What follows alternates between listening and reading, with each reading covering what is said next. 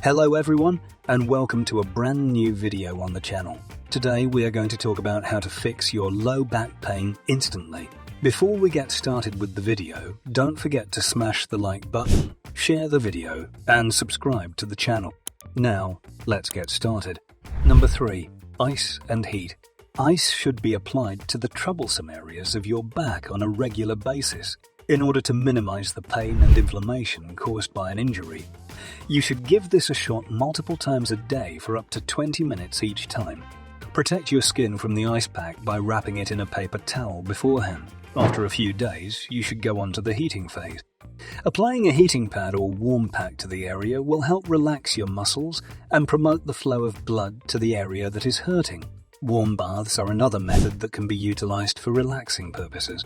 Never sleep on a heating pad, since doing so puts you at risk for burns and other tissue damage.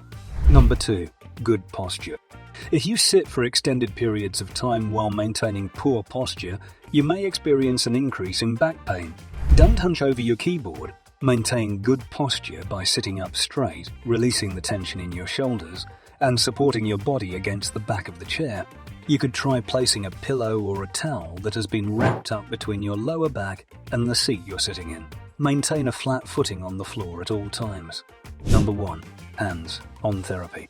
Is it true that massage helps relieve back pain when you get up from the table? A recent study discovered that people with persistent back pain experienced less pain and improved their functionality after receiving 1 massage per week for 10 weeks. The benefits were experienced for approximately 1 year, after which time they began to diminish. Spinal manipulation is another hands-on therapy that can be used. This treatment, which must be carried out by a trained professional, has the potential to both alleviate structural issues in the spine and restore lost mobility.